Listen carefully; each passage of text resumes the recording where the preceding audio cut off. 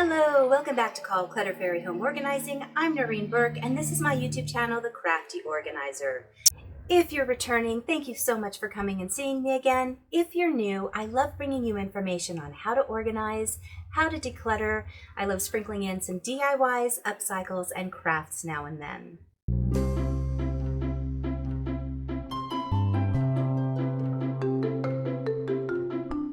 As I'm working with clients and they're sending me pictures of their spaces that they're struggling with, and as I'm reviewing pictures from my old clients, one of the things I'm noticing is a common theme are these containers. Now, I love storing in things in containers. If you've watched me before, I talk about the benefits of them all of the time. In one of my last videos, I had talked about how to break down systems in ways that really mimic a grocery store. So I use the canned food aisle as an analogy. If you were looking for canned foods in the grocery store, there is one dedicated aisle. Within that aisle, you have vegetables, you have fruits, and you probably have a lot of tomato sauces. Then funneled down in those categories, in vegetables, for example, you have corn, beans, peas, okra. And then even below that, they might have the different brands. They might have sweetened, unsweetened, salt, no salt. And that's really the best way to funnel down categories. What I'm noticing as a theme are that these boxes are causing people to break down and micro categorize so much that these little containers end up taking up all of your space. So today I want to go over how these should be most efficiently and effectively utilized so that you can have all of your categories neatly organized and easy to access. So let's go. If this is the system you have and it's working for you, then that is fantastic.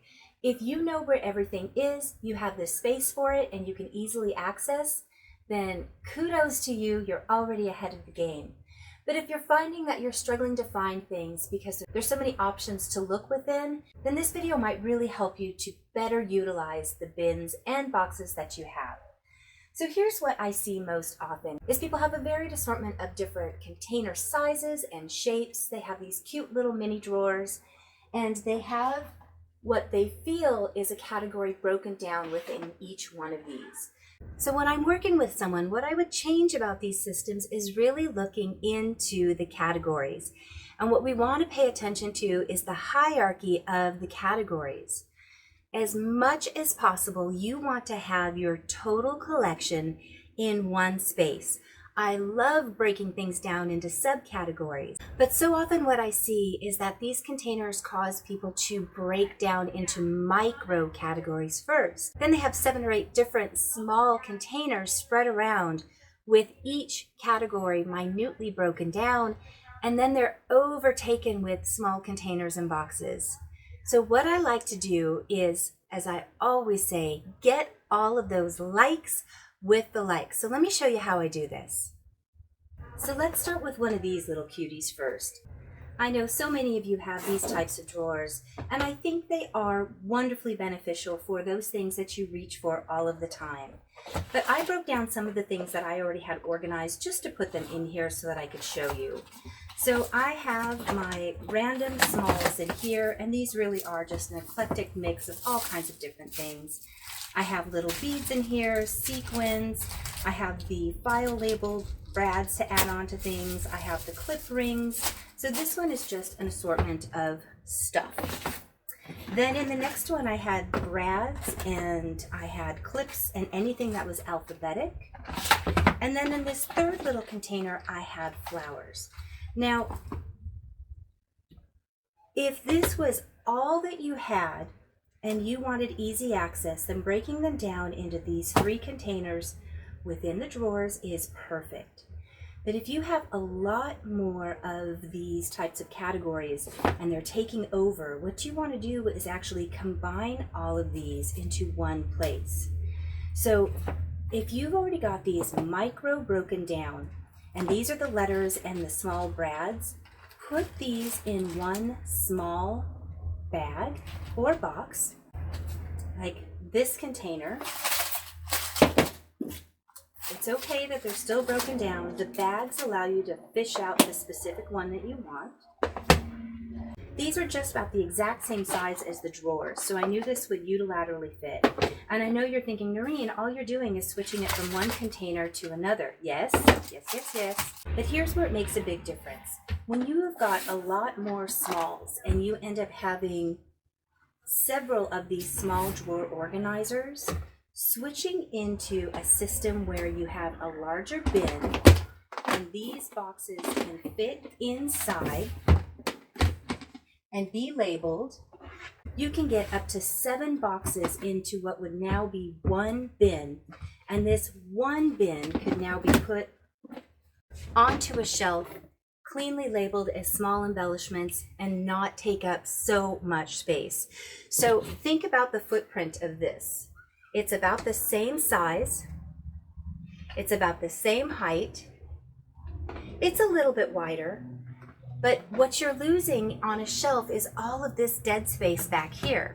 So what only held 3 drawers now holds 7 containers, and you can go ahead and have all of your small categories broken down, but they're in one place. So when you want them, you could just grab them off the shelf and you still have that storage space above for the next item.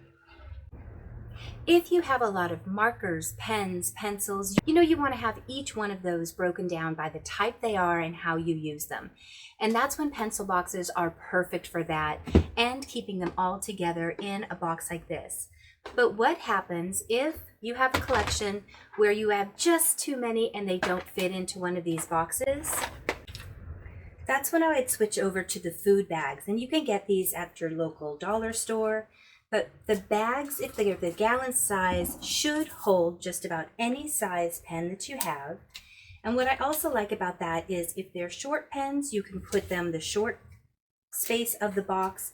But if they're not, you can also use the big size, and these will hold a lot. Now, if you have even more than this, absolutely go up to the larger size box and you can start storing them in there as well.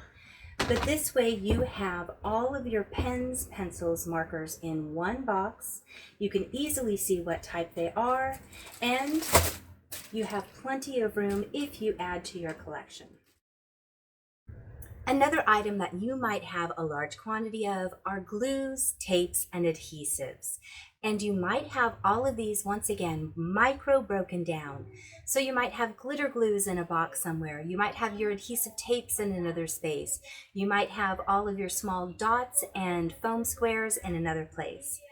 I have all of my adhesives in one place, and you're actually looking at them right now. So I like keeping all of mine in one decorative box that's cleanly labeled.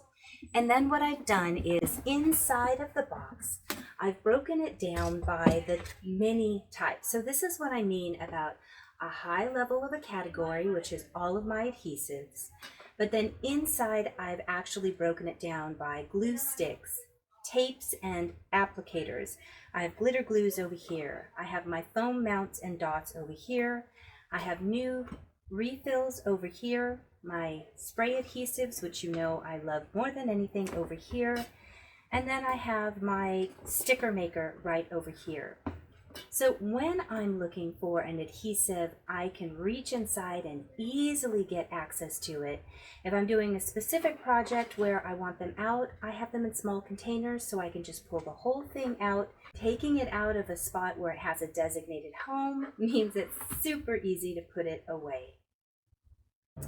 One of the last examples I have for you on how to break your big overall categories down or reverse those micro categories you have to encompass into one larger space but still have everything easily accessible is using decorative containers. I love having a functional, pretty thing to look at that still gives me easy access. And it might surprise you how much containers like this can hold. Obviously, these big boxes hold a ton, as you just saw with my glue. But would you think that a little 5-inch jar would hold that much? Let me show you. So as you saw when we first started, I had these 3 pencil boxes on the shelf. And together, they take up a pretty good footprint. They took up the same size as that 16-quart container. So we want to see if we can minimize all of these separated categories, still have them together in one place as a higher level of a category. So the first thing I'm going to do is take out these cute little rolls and put them inside my jar. I've got my bigger bolts in here. I've got some tulle, I have twine, I have mailing twine. I love using those for different types of crafting projects. I'm still keeping the likes together inside of the jar. And then I have an assortment of these different styles for card making, which I love using because they're coordinated with some papers that I have. So again, keeping those together, I'm just tucking those in on the side of the jar. And I don't know if you can tell, but there is still a ton of room in this jar for more ribbons. I could easily add double what I just put in there. Tons of space. And then whenever I want to use this jar, all I have to do is dump it out. But you guys, look at that. I've only filled it up halfway. That is a ton of space. With my label on it, I know exactly what's inside. It's easy to access. Oh, and as a hidden tip, I have attached some styrofoam on the top so that when I need to thread some sort of ribbon, my needles are right there, easy to access. So if you're wondering if this technique works, here is everything that was on that shelf. Look at all of those containers. And yes, not all of these were full, but they were all very broken down into micro categories.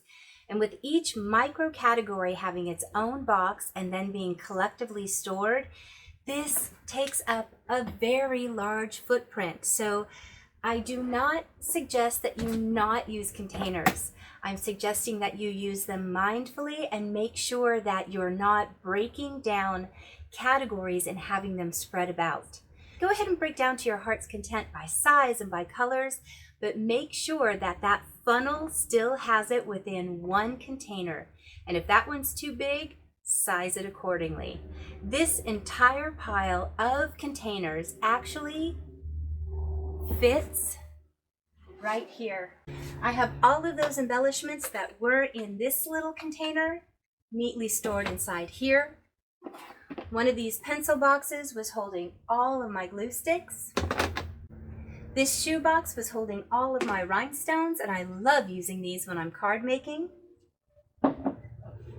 And then one last thing that you didn't see, out and handy, I do have my pens because I reach for these all of the time. Have your favorite things out so that you do feel inspired to create. It's such a therapeutic thing, and I want you to have that space that you love.